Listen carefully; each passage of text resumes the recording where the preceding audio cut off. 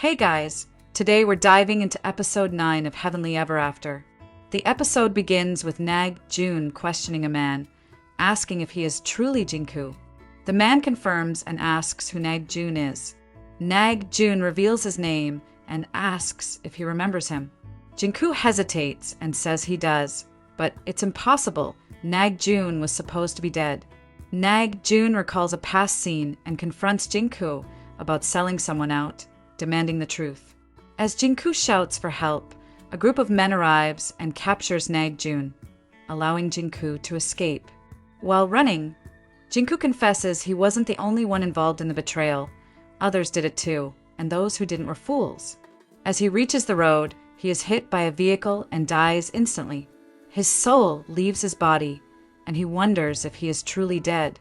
Nag-jun appears again, grabbing him and demanding answers, warning him that Grim Reaper is coming. But Jinku, enraged, blames Nag-jun for his death and attacks him, choking him, until Somya arrives, now transformed into a ghost. She grabs Jinku by the neck and lifts him off the ground. Grim Reaper appears to take Jinku, but Somya refuses to let go. Just as the Reaper prepares to erase Somya, Nag-jun pleads with her to stop, and she calms down and lets Jinku go. The Reaper takes him away, telling Nag-jun he missed his train, meaning he won't be returning to Earth. Meanwhile, at Heaven Center, a man arrives with several redeemed souls from Hell, including Youngae's father. Youngae's heart begins to beat again, and she wonders if it's because of the director. Elsewhere, Subi looks at her flower ring, but dismisses it as unimportant. Nag-jun walks out of the Heaven Center and meets Somya, who asks what they said. He replies he can no longer return to Earth, but is lucky not to be expelled. Somya then questions why she attacked that man on Earth and if she knew him. She says no, but when he was hurting Nag-jun, her heart told her to protect him, and that's what she did. They return home, where Hesuk wants to talk, but Nag-jun avoids her, saying he's tired. He'll talk tomorrow. Meanwhile, Youngae confronts Somya about her strange behavior since returning from Earth. She offers to listen if Somya wants to talk, but Somya refuses. Hesuk and Youngae later go outside to air out a blanket and see Nag-jun and Somya leaving for work. A man at the Heaven Center inquires about Youngae, but is refused information. He sits down and begins to cry. Somya later asks Nag-jun what would happen if Jinku came here. Nag-jun reassures her that Jinku is in Hell. Then she questions why Nag-jun had tried to kill her before, what he was trying to find out. Nag-jun confesses he was trying to uncover something, but failed. Now he has to pretend to go to work daily. Somya suggests telling Hesuk the truth, but Nag-jun refuses, saying she's already suffered enough. Somya insists she has something to tell him, but instead, we're shown a flower and an auto playing sounds. What she told him remains unknown. At church, Hesuk sees the pastor, but he avoids eye contact. Hesuk confronts him, asking why he's been acting strange. The pastor admits they've grown too close and says they shouldn't. He's a pastor. Hesuk challenges him, saying he should have thought of that earlier, and insists on cooking for him. During dinner, she asks about his past. He shares how he prayed for his mother to return and how the director told him to pray differently for it to work. Later, he tells Hesuk they need to do dishes, but Hesuk begins praying like the pastor described, hoping the dishes would clean themselves. Even the two dogs observe this and begin mimicking the prayer style.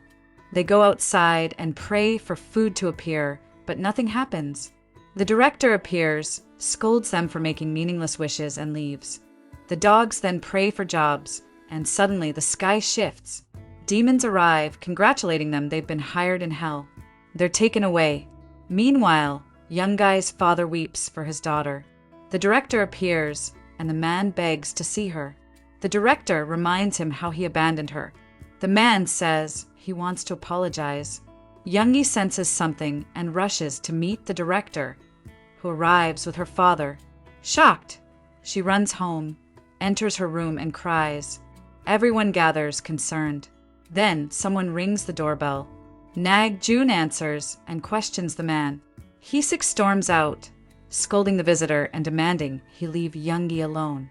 Inside, Youngae remembers how her father used to beat her, but gathers the strength to confront him.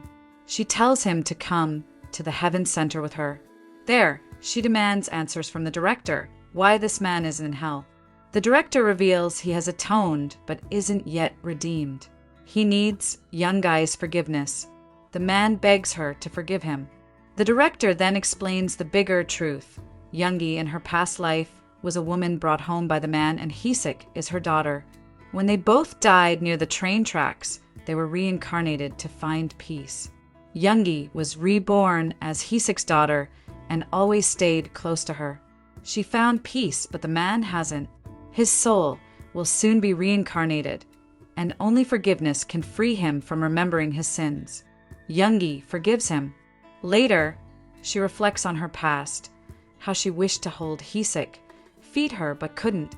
She had even bought her shoes before leaving.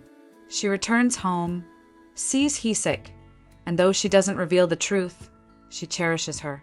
That night, lying beside Hesuk, she whispers to her late mother to forgive her for abandoning her. The next morning, Hesuk cooks and suggests they go out.